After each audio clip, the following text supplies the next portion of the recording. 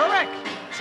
Time for the big boss with the hot sauce. You see, that's me. I am the Geator with the heater being on the record. Up with a single, bop and chip. Once again, let me say greetings and salutations to the entire population of this here fantastic nation. My name is the Geator, the big boss with the big hot sauce, Jerry Blavat, and you're on the air with Connie Francis, Dionne, Warwick, Bobby Darin, and the Fantastic Supremes. And to kick it off, let me take you back to the year 1965 with the Geator Gold Dancers and the Fabulous Supremes.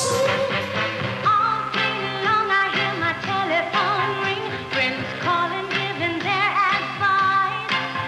From the boy I love, I should break away, 'cause heartache he'll bring one day. I listened once to my friends' advice, but it's not gonna happen twice. 'Cause all advice ever got me was many long and sleepless nights. But now you're back in my arms again, right by my side. I got it back in my arms again, so satisfied. It's easy for friends to say let him go, when I'm the one who needs him so. It's his love that makes me strong. Without him, I can't go on. This time I live my life at ease, being happy, loving whom I please. Each time we make romance, I'll be thankful for the second chance. Ah, what a great composition. Of course, it's Holland Dozier and Holland.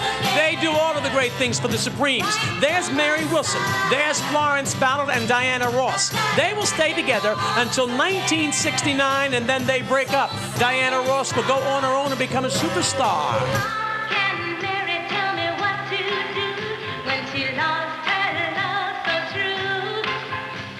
And Flo, she don't know, 'cause the boy she loves is a Romeo.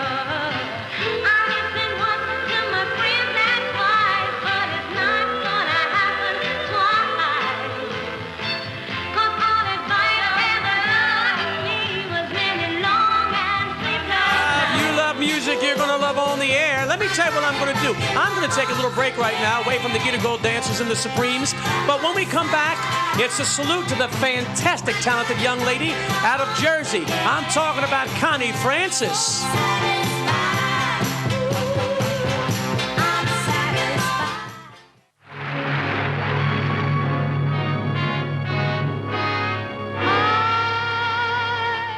Follow the boys wherever they go. I'll follow the boys, 'cause in my heart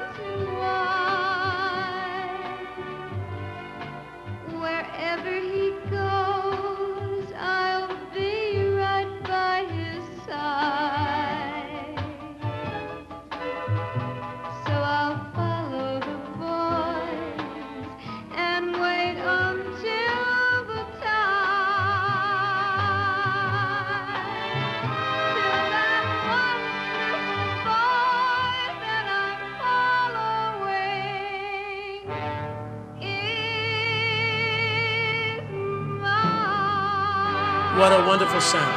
Conchetta Rosa Maria Francinero. Her real name, that's it. May I introduce you to Connie Francis. Hi, Jerry. Hi, Connie. Connie, it is a pleasure to have you on the show for our people out there who are watching on the air. Connie, I got to ask you this question because you have been doing it so long. How old were you? How did you first get involved in show business? Well, my father loved music, and my father had this broken-down concertina that his father had brought with him from Italy in 1905. And I used to listen to him play on this out-of-tune concertina every night, and I was inspired to gravitate to music. Mm-hmm. But where did this wonderful Connie Francis sound come from? It was natural. I never took any singing lessons. I just took accordion lessons because all Italian girls who had an Italian father who was living took accordion lessons. See, folks, you have to take an accordion lesson to be able to sing like Connie Francis. Connie, how old were you when you make your first record? I was 14 when I first started making demonstration records, demos for publishers, and 17 when I had my first contract. Your first major TV show, if I remember, was that Arthur Guthrie? No, the first major show was the Ted Mack Amateur Hour. Oh, yeah, I remember that. 1958, you record Who's Sorry Now. It is a big hit in the 20s. It's on the MGM label when you record it.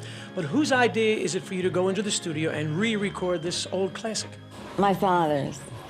And for a year and a half, he tried to get me to record Who's Sorry Now. And I said, when was that thing written again? 1923? Did people write songs in 1923? Did they know how to write their names in 1923? No way. The kids will laugh me off Bandstand. He said, if you don't record this song, dummy, the only way you'll get on Bandstand is if you sit on top of the TV set. I like that. A gigantic hit, though, my love. Frankie, Stupid Cupid, then Lipstick on Your Collar. Did Neil Sedaka write that for you? Neil didn't write Lipstick on Your Collar, but he did write Where the Boys Are, and he wrote Frankie, and he wrote Stupid Cupid, and Breaking in a Brand New Broken Heart, and many other hits that I had. Yeah, those were wonderful songs, Connie. Now, at 18, you are a major international star. How does that change your life? Dramatically. In 1 year, there were parties for me on the roof of the St. Regis Hotel. I flew to London twice to appear at the Palladium. It was a whirlwind year. And at the end of the year, I'd earned my first $1 million. And so that really was, and especially in those days, and that was quite a long time ago, that was really, my whole life changed. It was like a Cinderella world. That's sensational. Now you're international, you're all over the world, and in the early part of the 60s, you do Where the Boys Are, the motion picture. How does that come to be? Well, Joe Pasternak, the producer, came to see me appearing in Los Angeles, and there was a book that was in the top 10 called Where the Boys Are, and about Fort Lauderdale, Florida being a mecca for spring break vacationers. And my father didn't want me to do it, which was one of the reasons I wanted to do it. My father thought the film was too racy because there was a girl in a motel, and Bette Mimeo was in a motel, and the last scene was a boy, and that was too racy, and I couldn't do it. And that's why I wanted to do it. In addition to that, Joe Pasternak, I had learned, had just received an award for Love Me or Leave Me with Doris Day, which was one of my favorite movies, and I learned that he had discovered people like Judy Garland and Elizabeth Taylor and Jane Powell and Katherine Grayson and Diana Durbin, and I said, wow, you know, this is great. Okay, I'll do it. Angie, just for safe, in case you ever meet my folks, I spent spring vacation at your house, right? In Chicago, every second. What if I run into your folks? Where were you? Who cares? That's the nice part about being captain of the girls' hockey team. Your parents know you're safe. Where the Boys Are. Talking with Connie Francis. Connie, Bobby Darin was a dear, dear friend of yours. Do you think that he was the first superstar that was able to cross over from rock and roll and make it big into the pop world? Well, that was Bobby Darin. Bobby wanted to record Mac the Knife. I remember the day that Bobby told Dick Clark he was going to record Mac the Knife, and Dick said, how can I play it on Bandstand? Forget about it. And I told Dick that I was going to release Mama as a single, and Dick said, forget it. How can I play it on Bandstand? Forget about it. You know that shark bites with his teeth, dear, scarlet billows start to spread. But fancy gloves, though, wears old Maggie Heath, so there's never, ever a trace of red on the sidewalk. Ooh, Sunday morning, lives about day, just oozing life. And someone's sneaking round the corner. Could that someone be Mac the Knife? There's a tugboat down by the river, don't you know, where a cement bag just drooping on down. Oh, that cement is for, just for the weight there. 5 will get you 10, old Mackey's back in town.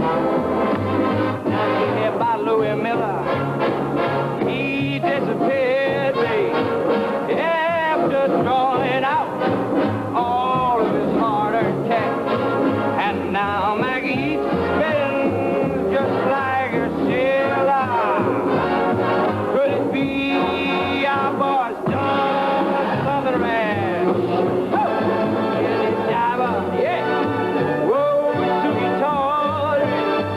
Look out to this lot of Linda, not to mention old Lucy Brown. Oh, that line forms on the right, babe. Now that Maggie back in town. One more, one. That's it, Jenny Diver. Geator. Look out, old lot of Linda. And Miss Lucy Brown. Yes, so that line falls on the right, babe. Now that Maggie back in town.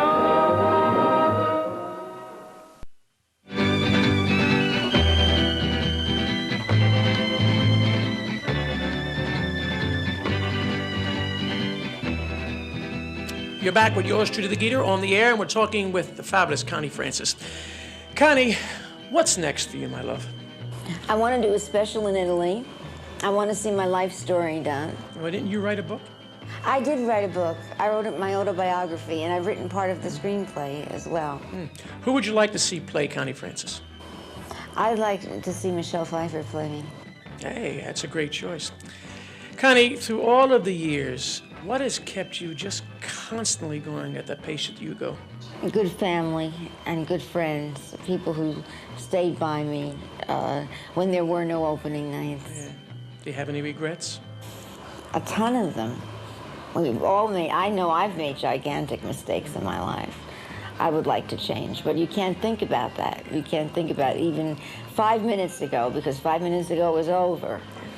And so you always have to look forward. I think that's absolutely true, my love. Connie, when are you at your happiest? On stage, singing, or when I'm with my son. He's a terrific little guy. I remember him when he was a little kid. He's 17 years old. Connie, through all of the ups and downs that performers have in this business, and I know that you will agree you've had many, but do you feel that there has been a guiding force that has always been there to keep Connie Francis whole? You have to believe in a super being, and things don't happen by accident. I firmly believe that, and there's a reason for everything that happens. Connie, thank you very much. You are not only a superstar, but you are definitely just a warm and wonderful human being, and I love you. Thank you, Jerry. Thanks for calling. Connie Francis, the very best. Let me take you now to the year 1966. In Philadelphia, a young girl by the name of Tammy Montgomery records for the Motown folks. They change her name, and you know her as Tammy Tyrrell. I present to you our Geator, Gold Dancers, doing a little bit of a cha-cha.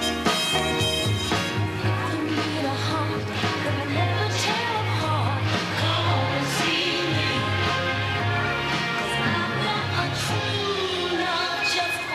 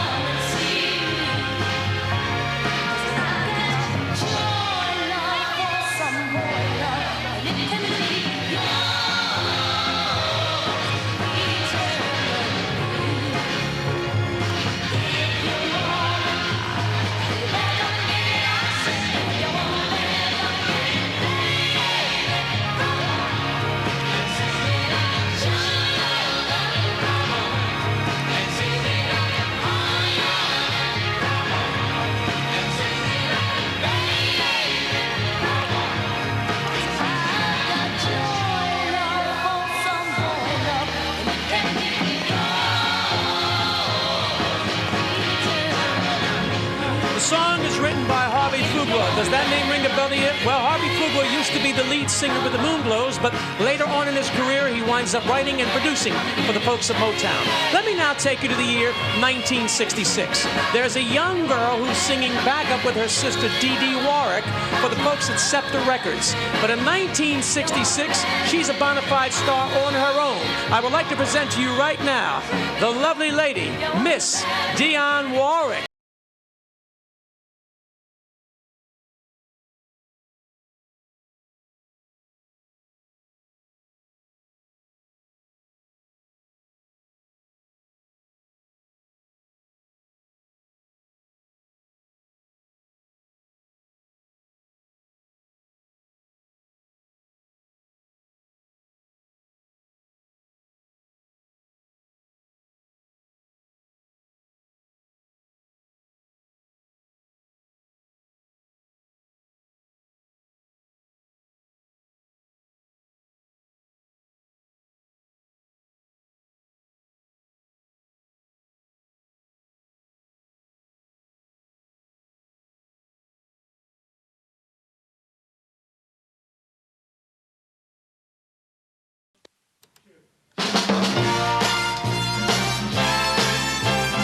Yeah, 1966. Do you have a record called Beauty's Only Skin Deep? Well, it's by The Temptations. It was written by Smokey Robinson. But if you've got that record, I want you to do what I have just done. I just flipped it on over, and I'm playing for you so you can see the Geator Gold Dancers do their thing the other side. It's called You're Just an Ordinary Girl.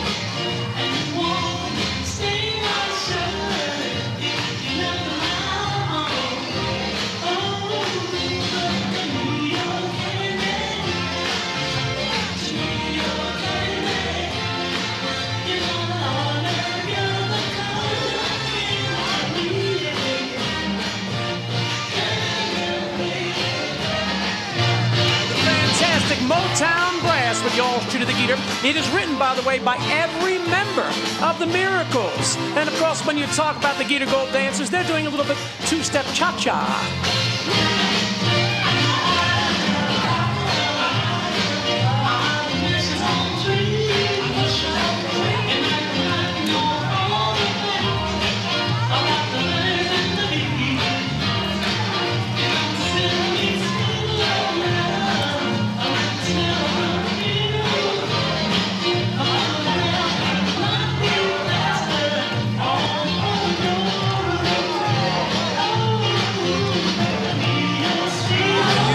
About excitement. You talk about dancing, you talk about the best guest stars in America, you talk about what you've seen on the air with y'all to the Geator. I'd like to thank Connie Francis, a great clip with Mr. Bobby Darin, and of course Dionne Warwick, the Supremes, the Geator Gold Dancers, but more important, you people. Remember, no matter where you are, we're on the air. When you talk about the 50s, the 60s, or the 70s, you talk about it right here on the air with the Geator. But guess what? I've got to go. As all good things must come to an end, that's it. So must this show. But until we do it again, remember, at all times, you keep on rocking, because you're going to find out you really only rock once.